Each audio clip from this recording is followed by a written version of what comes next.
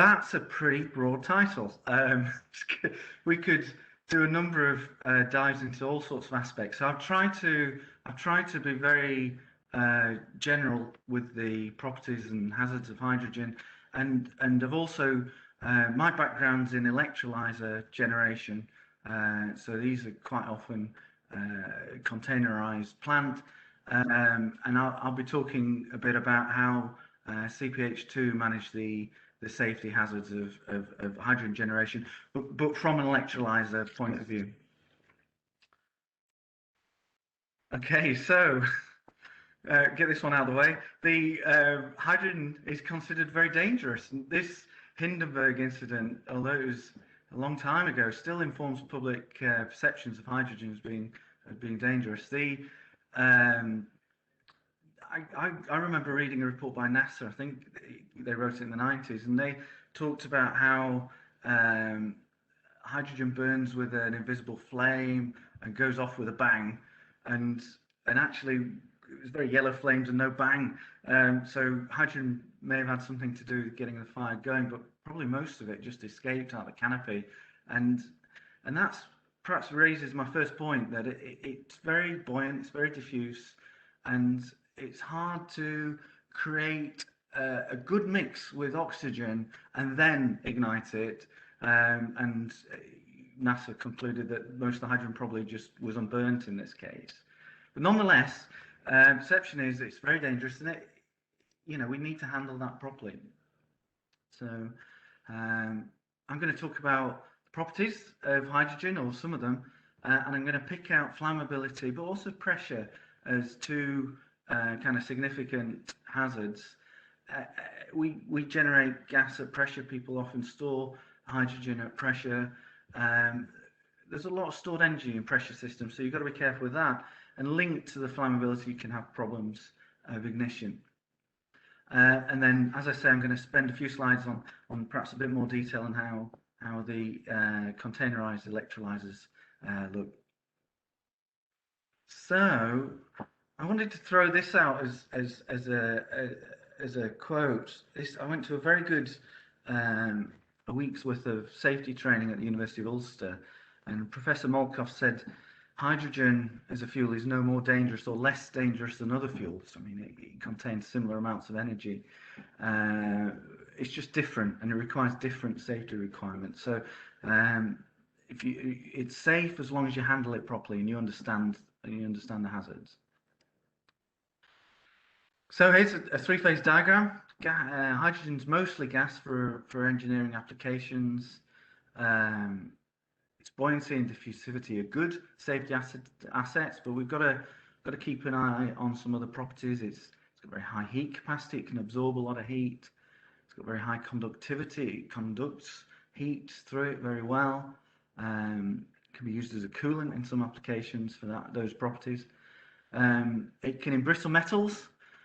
This I don't think is particularly well understood for a lot of alloys. I mean, there's a session on hydrogen embrittlement on its own, so I'm not going to go any further into it. But you have to consider fatigue and safety margins when handling hydrogen at pressure, particularly, also at temperature. Invisible flame we've mentioned, and the low ignition energy. That's a significant feature. And in this little graph, it's comparing the ignition energy to propane and methane. So hydrogen is really low, 0.017 millijoules. And also it's got a very wide flammability range, 4 to 75%, still quite wide for the destination range. So we're going to, these are issues that we're going to have to handle, because if you take electrical ignition or spark or static, then the ignition energy is actually below the perceptibility of humans. We can't actually see that small amount of spark energy. And in fact, a lot of health and safety executive hydrogen-related incidents, they haven't found exactly what the ignition source was necessarily. Static, you need good earthing. Mechanical, you need to not have, just dropping a spanner in a flammable zone would be enough. Hot surface. Actually, hot surface is in our favour a little bit compared to other gases. Hydrogen auto ignites at roughly 510 degrees C, which is relatively high, above any ATEX groups, I think. Adiabatic ignition, bit esoteric this one.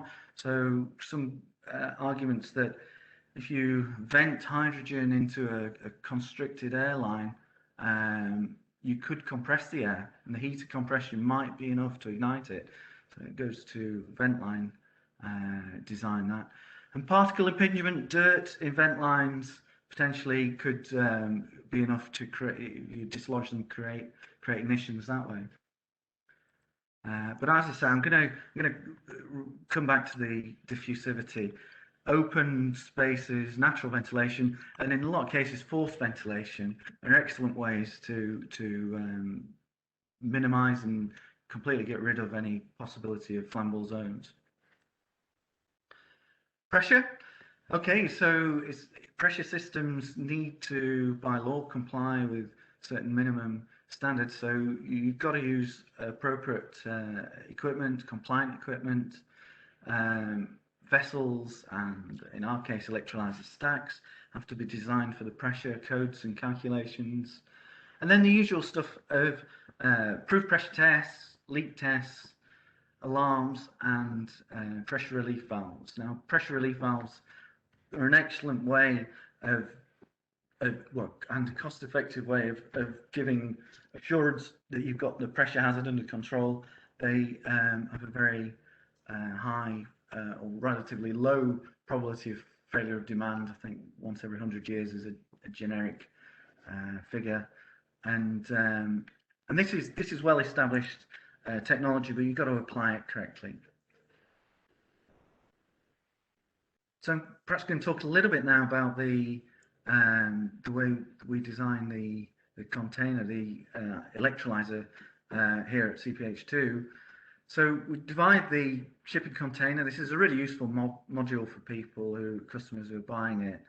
I think when you get perhaps over 2 or 3 megawatts worth of power conversion to gas, it's starting to head towards buildings. But nonetheless, we've got a 1 and 2 megawatt offering as a container, and it's a useful module, particularly in an emerging market. Anyway, we're gonna put all the hydrogen bearing stuff in one zone, one area of the plant, and then we're going to put all the power and control and all the plant stuff. By plant, I'm kind of meaning pumps and utilities that don't need to be in contact with hydrogen systems in different rooms, and then we're going to make sure that we've got a really good welded panel between them. Physical barriers are very useful when handling flammable gases. And we've got transits through that. We're passing piping and electrics through that transit, but we're using ATEX and ICEX compatible transits and seals and glanding to do that safely.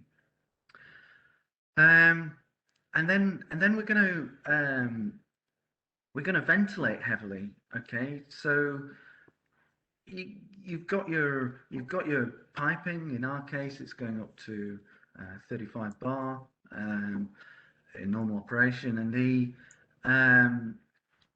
we could have leaks. I mean, hopefully we don't, but it's reasonable to expect that you do.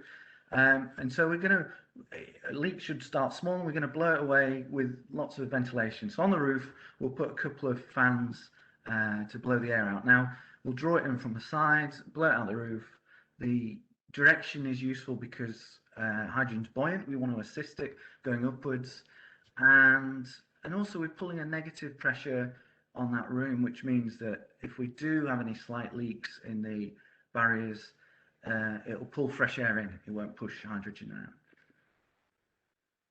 The ATEX fans, we've chosen to go with ATEX fans for the benefit that if we think we do have a loss of containment, and we do think there's a bit of hydrogen in there, we can leave the fans on to clear it. So we will de-energize and turn off a number of systems, but we can leave the fans on. Now, again, we haven't got a lot of time to get into ATEX or ICEX or what ATEX morphs into after Brexit, but I just wanted to say that you know, we are a flammable zone here, but we've minimised it hopefully to just the equipment that carries the hydrogen. Got zone 2 for leaks around my equipment. I'm going to vent from time to time, you know, we'll do some shutdowns and vents, and that's to be expected. And so we're going to pipe that up to the roof, and we're just going to let it vent in fresh air up there. The customer needs to know that that's an ignition-free zone, and needs to be. It's actually slightly taller and larger than is shown here. It's just indicative. But once the hydrogen's out and above the container, it's away. It'd only further dilute, and it's just going to go upwards into the stratosphere. So it's considered a pretty safe way of getting rid of your hydrogen. And we're also going to have some kind of the standard stuff, perhaps, of detectors, and these are the more safety critical ones. So these ones are not for your process is out of control, maybe you should stop running. These are ones where we actually think we've got a serious problem. There's smoke detected, there's hydrogen detected, or somebody's pressing emergency stop. So we're going to put these around the plant. Now the emergency stop buttons would be inside the plant only for maintenance and commissioning activities. This concept it runs automatically, and that again is another basis of safety, that we don't have operators that need to be in proximity to the plant. It can all be operated through a laptop remotely, and that's a pretty good way of assuring safety as well. That you've got a container, you've contained it, and you've got no operators either. But these safety critical sensors will trip, and the safest way we think to shut the plant down is to pull the main power breaker. So this is the first power breaker as the power cables come into the plant. The whole thing de-energizes, and the safety valves would fail open, and we'd vent within a very short number of seconds and put the plant into a safe state. So as I say, we've got a couple of scales that we're offering at the moment. My answer to the question is of how to keep hydrogen safety is very summarised. You need good sealing, good pressure control, reduce the frequency of leaks. You minimise the possibility and size of a flammable mixture. We're going to eliminate source of ignition, so ATEX, spark-proof stuff, dispersing any possible leaks very easily. And then a point I'd like to raise is if you're using hydrogen, you might be bringing it in as bottles. Some people bring in like multi-cylinder packs and have a tank farm of hydrogen, and that's fine. But one of the benefits of electrolyzer hydrogen is you generate it as you need it. The actual inventory of hydrogen in one of these systems, well, a megawatt is roughly 20 kilos an hour of generation, but it's probably less than a quarter of a kilo of hydrogen in the plant at any given time, because you make it and you send it through some relatively small vessels and out the pipe and down to the downstream plant. So in itself, it doesn't have a lot of stored energy in it. So hydrogen, how safe is it? Well, tricky to answer, but my response, I suppose, is that there's lots of good safety techniques and standards that can and should be used. Containment's a good one. Barriers. The container offers some containment. Low quantity, as I say, there's not a lot in it. And then it resembles a chemical plant. It is a chemical plant, really, although sometimes I think it's a ship in the bottle chemical plant. It needs to be assessed as one. So, you know, the kind of chemical engineering techniques of Hazard, LOPA, you know, FMEA, even all these semi-quantitative assessments, and then you can have reassurance that it is a safe process and safe to operate.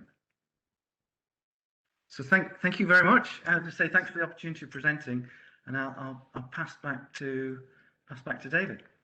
Okay, thank you very much, Alex. That's that was fascinating insight into the safety precautions that you consider there. So thank you very much. I'm going to take host prerogative and ask the first question. Actually, it's not about safety. Just a quick one. The byproducts oxygen? Is there any industrial symbiosis? Is there anything what happens to the oxygen? Yeah, that's right. So electrolyzed water, you get both oxygen and hydrogen. You get twice as much hydrogen by volume. So a lot of customers just want the fuel or the energy vector, as they sometimes call it. They'll transfer that to somewhere else, either a different time or place, and there's plenty of oxygen in air, so they would perhaps not bother with the manufactured oxygen. They'll just use the oxygen in air to get their energy back. But there are customers I believe, and we're working with some that want the oxygen. Two applications are medical, particularly in the COVID time. There was some interest in it, and the second one is water treatment is of interest as well. So you might want the oxygen first and the hydrogen's a byproduct, or you might want the hydrogen first and the oxygen's a byproduct. But either way, you could get extra value for your investment by using both. Thanks very much, Alex. Right, we've got a few questions now, so I'll try and rattle through them. So the first question is, what technique does the hydrogen detector work on? Okay, I think you get different types. This is an electrochemical pellister, the one that we're using at the moment. But yeah, different types. Rather interesting one I've used in the past. Uses palladium and it measures atomic hydrogen, and it doesn't matter what the background gas is. You know, it pick it out from hydrogen, sulfur, H2S, and methane. And oxygen. So there's lots of different types. We're measuring in air, and we're measuring at 25% LFL with an electrochemical one. Okay, thanks very much, Alex. Okay, so the next question is, what compliance requirements do you need to adhere to with respect to the whole cradle to grave design, installation, commissioning, etc.? Yeah, that's right. Okay, so there's 4 legal requirements that we would certify to: pressure, low voltage directive for the electrical and mechanical architecture, ATEX or ICEX, and the 4th one is EMC, electromagnetic compatibility. So it's a pretty power hungry device, and we need to we're rectifying AC to DC so we can use it in our electrolysis. So we've got to be careful that we're not managing the noise and any signal noise on the line that gets transmitted back to the grid. So those are the legal requirements, and on top of that, there's all sorts of standards we could use. The electrolyzer standard, for example, is a good source of guidance to refer to for design requirements. Okay, thanks very much. The next question is, in case of emergency, if depressurization of the facility is required, would you consider routing the gas to a vent stack, flare, or just vent to atmosphere locally at the container? Yeah, that's a good question. I've done both in the past, but not everybody's got a flare stack, and to be honest, there's a bit of design to sharing a flare stack with other feeds, and the simplest and safest way is to designate some space above the plant to be free of all cables, lighting. You may also need to consider lightning protection. Once you've got that safe space to vent into that, and the hydrogen diffuses below its flammability limit really quickly. Okay, thank you. So next one, hydrogen's a much smaller molecule than other gases. Do current standards take that into account when designing piping, sealing, etc., or should this be done in addition to current standards? Okay, so we're buying in a lot of our pressure equipment, and it is rated for hydrogen. And some suppliers will actually give you a leak rate, which is usually a very small number times 10 to the minus something.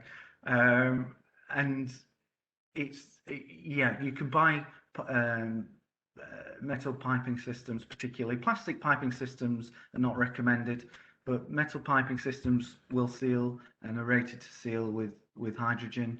Um, yeah, it's a good question. We could go into more detail. The one I just highlight as an interesting issue specifically with hydrogen is embrittlement, and it perhaps doesn't change the sealing properties, but it might have an effect on plant lifetime and fatigue. Okay, thank you very much. So we do have something in the Q&A, but it's not. I'm not quite sure if I think we've probably answered that. The question was, could you say something about safety, which I think you've answered there, Alex. So Okay, thank you. hopefully a few things have cropped up. Yeah. So yes, thanks very much for that. I'll tell you one final one from me then. That's it on the questions in the chat. It's kind of back to your first slide, really, so to speak. And kind of you talked about storing minimum quantities. What happens if we start to get a hydrogen network, hydrogen infrastructure, maybe domestic heating? What do you think the public perception is going to be that with hydrogen? Well, there's some very interesting projects at the moment. I know High Deploy has been going for a couple of years, and I think that's now expanded into other projects. Now, okay, so that's where they're introducing hydrogen into natural gas, because we accept natural gas culturally. We've accepted that in our homes for a long time. Um, occasionally you do get incidents, but they're not very frequent, and the public perception is that that's acceptable. Adding hydrogen to natural gas doesn't change the burning properties too much. In fact, there's some benefits to that, and they're talking of thresholds in Europe. I think they've got fresh thresholds around 15% potentially. I think in Britain we've been looking at 20%, but they're bringing it in these test programs, and part of the test program is to also ask how the people feel about hydrogen in their homes. There's also consultation on how the public feel about this move, and I don't know. I'm in the industry, so I'm relatively comfortable about it, but I think it does need testing. Okay, thanks. I'll come back to my last question. What's happened is that my chat box didn't update fully, so there was a bit further to that question. I was a bit surprised. So the question was, could you tell something about the safety mechanisms used to handle the hydrogen oxygen mixtures, which are typically generated in the MFE? Yeah, okay. So mixed gas. Well, even with electrolyzers that segregate hydrogen and oxygen, you have to consider a breakthrough case. You can't assume that those gases will never mix. It has to be part of your analysis to say, okay, what if they do mix? What's the consequence of that? What's the size of the hazard? Who's exposed to it? So that's got to be managed in conventional design. Now, in the MFE design, we've got a much higher probability of mixed gas. In fact, it's part of the design, and the principles are containment and absence of ignition sources. And there's various engineering techniques you can do to ensure that. Okay, thanks very much. I've got two more questions, so I'm going to try and get through them. If we can have very quick answers to them, please, Alex. What additional challenges might come through if you want to scale up? Okay, scale up is being pushed really hard at the moment. There's obviously lots in the news about moving to more lower carbon fuels, and I think the future of hydrogen is very much tied to the future increasing use of renewable energy and electricity as well. Scale has to be managed safely, and there are industrial templates already out there for handling large quantities of of gas and power. I actually think as you get bigger in scale, it's less challenging to handle the gas that you're making than it is to handle the power issues. So I think the challenges of scale up are to do with electrical power and balancing the grid. It's almost as if that led into the next question. I think I'm going to have to make this the final question. That's a really nice lead in. How easy is it to stop and start the electrolyzer to allow for electricity supply, demand, cost fluctuations? Yeah, that's a great question. So both the hydrogen and the oxygen may be the byproducts, and what you want is a device that can soak up power and respond very quickly. And the electrolyzer is ideally suited for this. Really, the electrolysis acts as an electrical resistor in a lot of ways. You increase voltage, you increase gas generation, current, and it responds on the millisecond level. So startup and shutdown is something that would take a little bit of time, but once you're up and running, and even running at 0%, you can adjust your power setting very, very quickly, and within milliseconds soak up a lot of power or release power resources for somewhere else.